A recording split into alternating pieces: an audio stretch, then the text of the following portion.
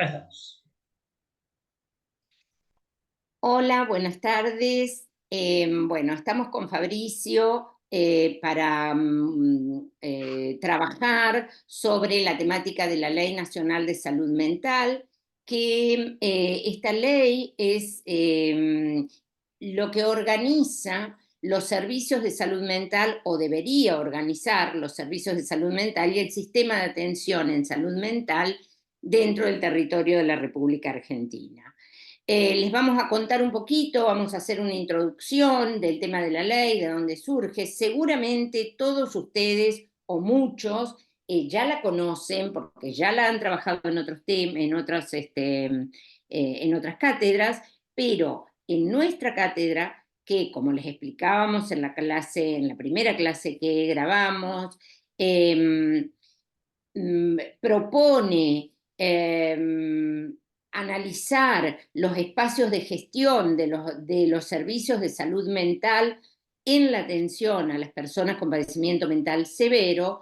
La ley es lo que organiza o debería organizar esos servicios, con lo cual va a ser el instrumento que nosotros utilicemos durante todo el cursado de la materia.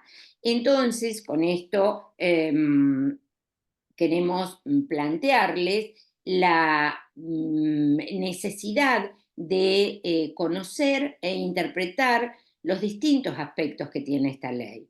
No vamos a hacer un análisis exhaustivo si la ley está bien o no está bien. Simplemente vamos a tratar de pensar las funciones de los servicios y de la atención de la salud mental desde esta perspectiva. ¿Por qué? Porque, bueno, acá ya nos introducimos en el tema de la ley. No sé, Fabricio, si querés plantear algo. No, fantástico lo que decís, Marce. Ustedes además de lo que vamos a ver hoy de la ley, van a tener también monografías respecto de cómo se llegó hasta esta ley, y después esto lo vamos a relacionar respecto de las unidades siguientes. Por eso, como decía Marce, es troncal para la materia. Bien, bueno, ahora yo les voy a contar algunas cuestiones que tienen que ver con lo anecdótico, que tiene que ver casi en lo personal, lo que ha sido el recorrido, y esto lo podemos homologar con la cuestión de la ley de salud mental, lo que ha sido mi recorrido en los distintos espacios de la atención de los servicios de salud mental, y viene en paralelo con esta construcción de esta ley nacional de salud mental. Ustedes saben, o quien no lo sabe, se los estamos poniendo en conocimiento ahora, que hay un tema que es fundante en la atención a las personas con padecimientos mentales severos, que tiene que ver estrictamente con el registro de su padecimiento y que opera puntualmente en lo restrictivo a la hora de pensar en un tratamiento. Este es como el eje central de por qué es necesaria una ley de salud mental, y antes de tener la ley, es decir, antes de 2010, teníamos un artículo del Código Civil que desde el año 1874, 79, perdón, desde la creación del Código Civil, desde el establecimiento de la norma en la Argentina, hay un apartado específico que trabaja las temáticas de salud mental. ¿Por qué? Ahí le aparece la pregunta del por qué. Bueno, la Constitución Nacional y nosotros como personas, como ciudadanos de un país, tenemos la libertad como el primer derecho básico y fundante de cada una de las personas que habitamos dentro del suelo argentino. Si ahora nos cambiamos de posición y nos ponemos como equipo de salud mental, que estamos en una guardia de un hospital general y viene una persona con un padecimiento mental severo, con un claro trastorno delirante o con una cuestión de alcoholemia, de alcoholismo grave o una cuestión de intoxicación grave, independientemente de las causas, el equipo de salud, que nosotros no somos del Poder Judicial, somos del Poder Ejecutivo, tenemos que intervenir privándole la libertad en contra de la voluntad de esa persona, porque en el 99% de los casos la persona no quiere internarse. Entonces el equipo de salud, y esto estoy hablando del 1800, cuando empieza en 1830, esta es información que van a tener, empieza por primera vez a operar una ley en el mundo, no en la Argentina, el equipo de salud, pero que lo podemos homologar a la fecha actual, no puede privarle la libertad a esa persona sin una intervención de un juez. ¿Por qué? Porque como equipo de salud, y acá los convoco a que piensen ustedes, que son todos y todas y todos profesionales de la salud, si en una intervención, cuando ustedes le piden a un paciente que firme el consentimiento para la internación, si alguien le dice yo no lo firmo porque no me quiero internar. ¿Cuál es la intervención del equipo de salud? En el caso de una cuestión clínica general, tiene autonomía el paciente para decir yo firmo mi historia clínica y me voy de la internación. Pero cuando hay una problemática de un trastorno mental severo o de algo que se presuma, que el equipo presuma que hay un riesgo cierto e inminente, así lo plantea la ley, ¿qué hace ese equipo de salud? ¿Lo deja que se vaya la persona sin recibir el tratamiento cuando está en un cuadro de excitación psicomotriz, cuando está con una problemática de adicciones, cuando está con un franco delirio de cualquier índole o tipo? Entonces ahí el equipo de salud se pregunta, ¿qué hago? Porque como equipo de salud no tenemos la potestad de privarle la libertad a alguien, así salvo que tenga riesgo cierto e inminente y se le mande un informe, porque la única persona habilitada o el único ente habilitado para privarle la libertad a una persona es el Poder Judicial, es un juez, a través de distintos mecanismos, distintos ministerios públicos, no nos vamos a poner a estudiar la estructura judicial, pero cada provincia, en este caso, porque el sistema de salud es provincial y opera la ley en términos provinciales, es el sistema de salud provincial el que, a través de un dictamen de un juez, acompaña a la privación de la libertad de ese sujeto enmarcado en una ley y en la posibilidad de intervenir sobre este riesgo cierto e inminente para sí o para terceros, donde el equipo de salud interna a esa persona, le quita la libertad a esa persona. Entonces, ¿yo por qué pongo el foco en esto? ¿Porque la ley plantea esto solamente? No, pero la ley es muy extensa en el artículo que tiene que ver con la internación involuntaria. Si hay una internación voluntaria, se maneja exactamente igual que en cualquier otra internación que se haga dentro del sistema de salud, en donde la persona tiene registro y capacidad para poder decir, si me quedo internada, firmo, ¿sí? Vayamos a otra, demos vuelta a la hoja y miremoslo desde otro lado. ¿Qué pasaba con esto? Porque yo estoy diciendo que previo a la Ley Nacional de Salud Mental había un artículo dentro del Código Civil que funcionó desde 1879 hasta el año 2010, que tuvo 3 modificaciones, pero que el artículo siguió siendo el mismo. Y piensen que todo el sistema de salud mental argentino se ayornaba a ese artículo.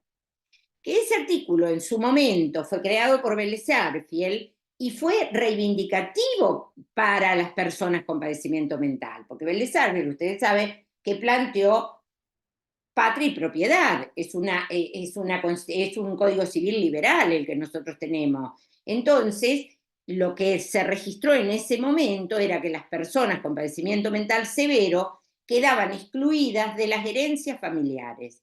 Entonces, Vélez Sarsfield lo incorpora justamente para que tengan derecho a adquirir, a tener propiedad, y por eso arma este artículo. Pero en función de ese artículo es que se organizan la psiquiatría, la psicología, el trabajo social, todas las disciplinas, para instrumentar modelos de atención que respondieran a ese artículo. Que ese artículo había una parte que era la última, que era, y acá quiero llegar, que era la más compleja, me hago cargo de esta interpretación, para lo que es el sistema de salud, porque decía que solo tenía que estar el tiempo de internado que lo necesitara la enfermedad, que se podía intervenir de oficio, es decir, que al principio había que denunciar, después el juez podía intervenir de oficio, digo, parecía todo igual, pero había un párrafo al final que decía que solo se podía dar de alta a las personas que tuvieran efectiva contención en el ámbito social. Entonces así se empezaron a producir las internaciones prolongadas, porque en personas con padecimientos mentales severos, atravesadas con situaciones de pobreza, en donde la complejidad de la patología arma, cuestiona en el síntoma en los vínculos. Esto se puede leer desde distintos lugares, se puede leer desde el psicoanálisis, se puede leer desde lo sistémico, se puede leer desde lo jurídico, lecturas que se pueden hacer desde distintos lugares, pero que todas confluyen en que se generaron grandes instituciones que le llamamos manicomiales, de internaciones prolongadas, que eran ciudades. Y la provincia de Buenos Aires tenía por excelencia, junto con Capital, la mayor cantidad de manicomios, ¿sí?, del país. ¿Por qué? Porque se derivaban y porque la política era nacional y porque entonces cualquiera que tuviera una patología mental severa era derivado del lugar. Nada, todo esto fue armando esta modalidad de atención en donde queda de manera tan complejizada la posibilidad de trabajar desde una perspectiva de derecho de esas personas con padecimientos mentales. Volviendo entonces para atrás, y espero que esto no se les haga muy engorroso, en el año 2010, que no fue en el 2010 solamente, la Argentina desde la década del 60 viene trabajando en esta línea de lo que es la salud mental comunitaria, la salud mental en el marco de derecho, la salud mental desde una perspectiva colectiva, digo, distintas escuelas que confluyen en hablar de un modelo de atención crítico a este modelo manicomial. Porque además, ustedes piensen que el manicomio se estructura desde fines del siglo XVIII, desde fines del siglo XIX, siglo XX, y se llega a pensar en que, en que el modelo de atención va también en contra, este modelo manicomial, de lo que fue en ese momento la evolución, por ejemplo, de las medicaciones antipsicóticas. No es lo mismo en 1930, cuando una persona había formol y había algún otro paliativo, a pensar en, después de la década del 50, en lo que son las medicaciones típicas, después aparecieron los atípicos, digo, en esto en donde la disminución del síntoma se hace de una manera química, si quieren, pero que estructurado y planteado con otros elementos, porque no solo eso, pero con otros elementos, pueden o permiten al sujeto tener una vida digna, en donde no quedara internado en una internación total en una institución manicomial. Entonces, se trabajó durante muchísimos años para pensar una modalidad de abordaje que quedara plasmada en una ley que permitiera o generara crítica a los manicomios, otro modelo de atención. Esta ley, a ver, no es que se nos ocurrió en Argentina porque somos unos iluminados. La OMS, la Organización Mundial de la Salud, la Organización Panamericana de la Salud, ya venía trabajando y ustedes van a tener elementos para poder pensar y para poder conocer distintas experiencias de la década del 70, de la década del 60, lo que fue la escuela anglosajona de Inglaterra, de Estados Unidos, lo que fue el movimiento del sector francés, lo que fue el movimiento basagliano de Italia. Estos son todas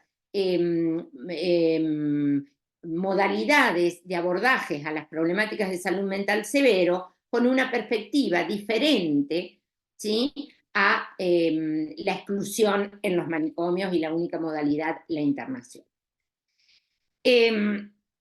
Entonces, este movimiento que se da en el mundo, que viene desde la década del 60, que hay países que tienen más adelantos y otros más atrasados respecto a lo que son las modalidades de abordaje a estas problemáticas, se empieza a formular y en el año 2010 se concreta y queda como ley nacional, se promulga como ley nacional de salud mental la 26.657, que es una ley con perspectiva de derecho, que además se basa, en función de estas cuestiones que yo le planteaba de movimiento mundial respecto a estas modalidades de atención, se basa en convenciones internacionales en donde la Argentina había sido parte y había firmado como el compromiso de abordar desde otra perspectiva las temáticas de salud mental.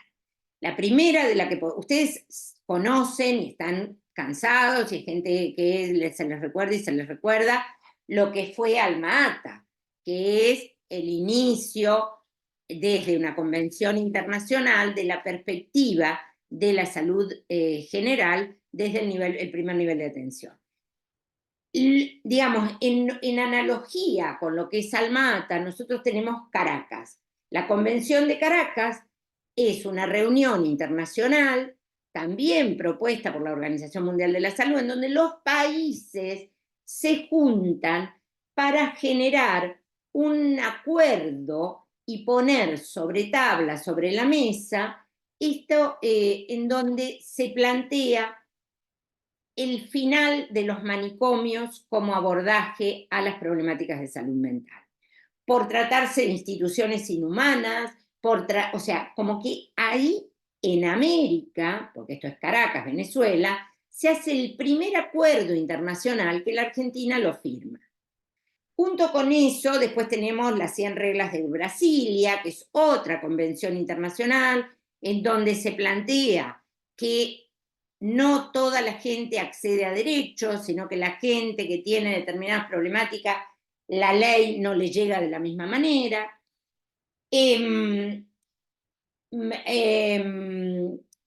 La Organización Panamericana de la Salud empieza a trabajar con la línea triestina, sobre todo de abordaje de las temáticas de salud mental con base en la comunidad, y estas son perspectivas que confluyen en la construcción de esta ley, que es la que vamos a empezar a charlar ahora. O sea, todo esto que le hablé no es de la ley. No, mentira, esto es el preámbulo de la ley. Digo, la ley se promulga, para hablar con propiedad, en el año 2010. Pero ustedes saben que tenemos 3 poderes, el legislativo, judicial y el ejecutivo.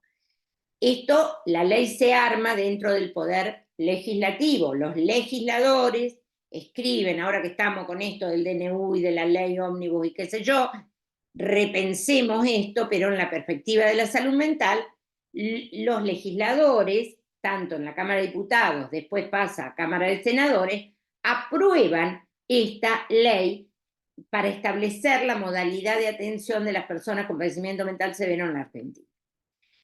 Pero para que se haga efectiva una ley, tiene que haber una reglamentación, es decir, el poder legislativo la arma, pero el poder ejecutivo tiene que reglamentarla, el presidente, para decir, bueno, este servicio se transforma en tal cosa, se crea una dirección nacional de salud mental, se arma, o sea, para que esto se concrete, ¿no? A través de los servicios de salud.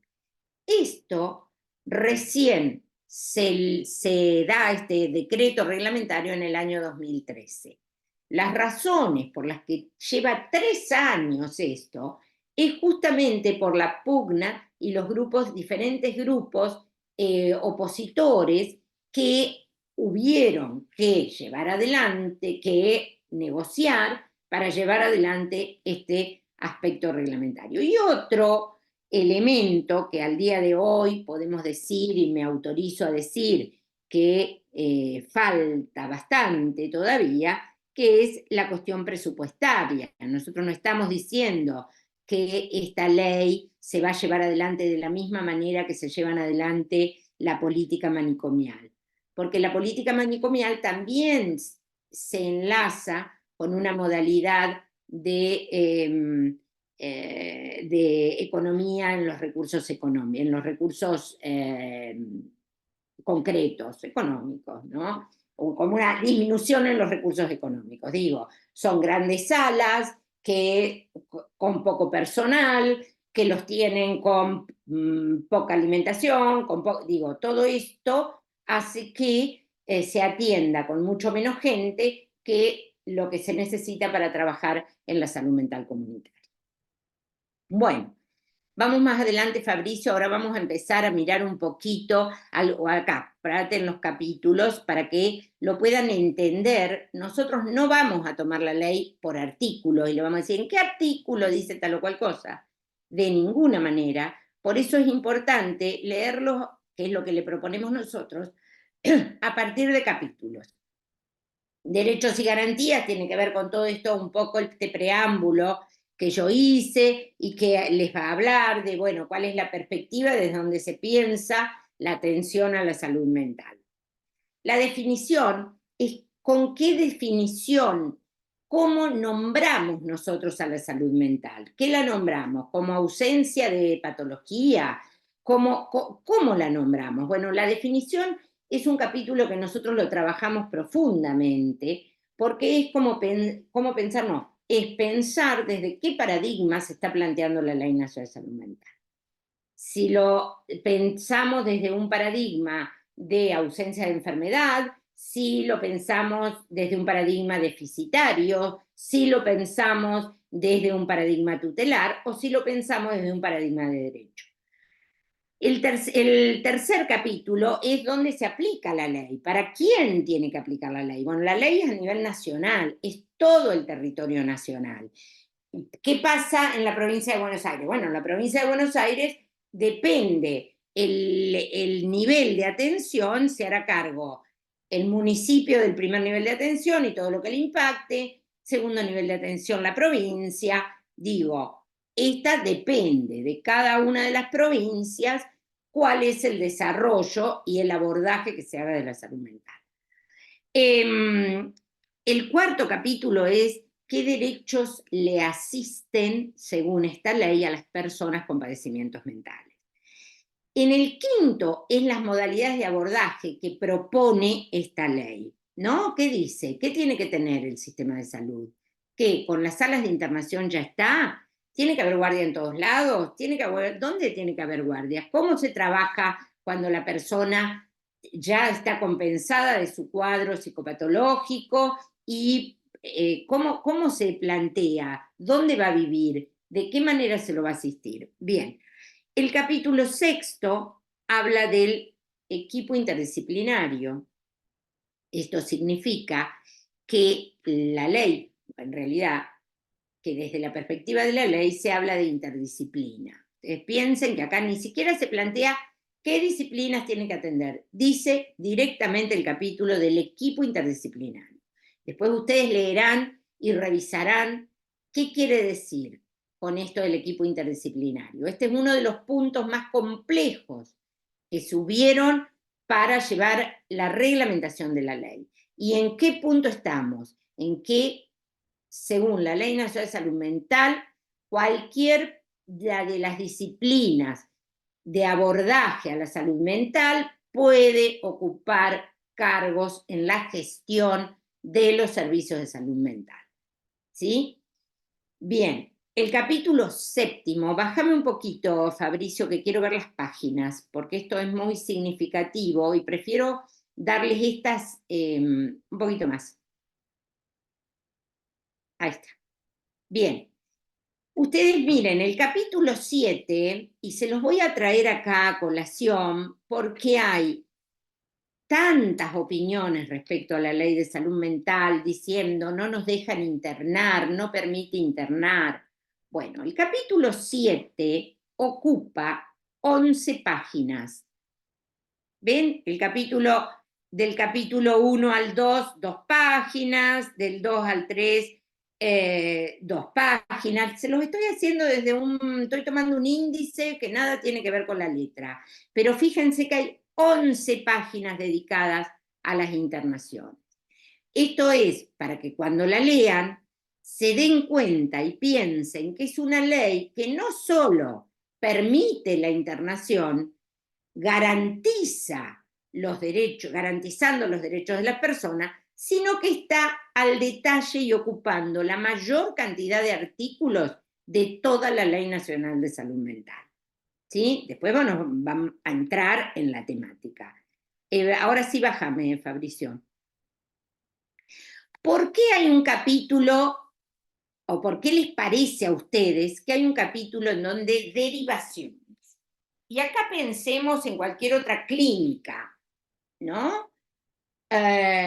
No sé, ¿habrá que explicitar cuándo se deriva en personas con problemáticas renales?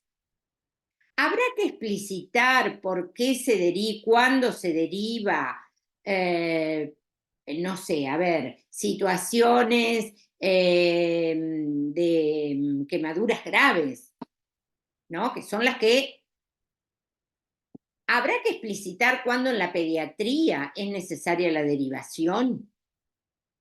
Yo diría que no, porque los niveles de complejidad, los propios equipos de salud van desarrollándolos en el territorio y haciendo derivaciones a equipos de salud de mayor complejidad cuando es necesario dentro de la red de salud. Por ejemplo, neonatología, ¿no? Que ahora en Coronel Suárez se está armando un servicio de neonatología y hay toda porque tienen el recurso, pero les falta mucho para parecerse a una neonatología del PENA, porque implica pero sí se puede focalizar en lo que es neonatología de traslado. Digo, se arma la red, una complejidad que es intrínseca a la temática a abordar. ¿Sí? Si desarrolla Suárez para ellos y la región una neonatología que acompañada por el Estado más los privados permiten resolver la situación de los neonatos de la región, no se deriva al PENA, pero si es necesario porque no hay o lo que tiene que ver en la región sanitaria 1 con el partido de Villarino, la derivación es automática, nadie se lo va a preguntar de otro modo. En salud mental, la ley dice que se tienen que atender en los lugares. ¿Pero por qué? Porque antes éramos grandes derivadores. Porque en cualquier sistema y estructura de salud lo que se hacía era derivar. Y nosotros hoy sabemos desde la salud mental que no hay, que Melchor Romero, que era un gran receptor de cuando surge a principios del siglo XX o a fines del siglo XIX como estructura hospitalaria, que no tiene mayor complejidad que la que podemos tener en un sistema de guardia del Hospital Pena, en salud mental. Que las derivaciones tenían que ver más con otras cuestiones que con cuestiones específicas de abordaje por complejidad. ¿Sí? ¿Qué estamos diciendo? ¿Que en salud mental no hay complejidad? No, no, hay complejidad y mucha. Y que las derivaciones cuestiones absolutamente excepcionales deberían hacerse, porque la realidad es que el abordaje con un equipo interdisciplinario, con guardia y con atención de 24/24, tiene posibilidades de hacer los abordajes sin necesidad de las grandes derivaciones. ¿Por qué? Porque las derivaciones de salud mental antes, que es lo que recupera la ley, era mandar a una persona con padecimiento mental olvidarse que era un ciudadano del lugar donde había sido derivado y la persona perdía absolutamente todos los vínculos. Tenemos los grandes manicomios en la provincia de Buenos Aires, como son el Hospital Esteves de Mujeres, el Hospital Melchor Romero y el Hospital La Colonia Cabred, con gente de toda la provincia y del país a veces también, que quedaron ahí por 20 o 30 años, en donde era imposible hacer una revinculación, una restitución con su grupo familiar. Entonces, volviendo, no me digan Borda o en Montes de Oca, porque esas son colonias, miren, disculpen el fallido, son hospitales nacionales. En realidad dependen hoy de Capital Federal. El Montes de Oca Nacional, el Borda es de Capital Federal.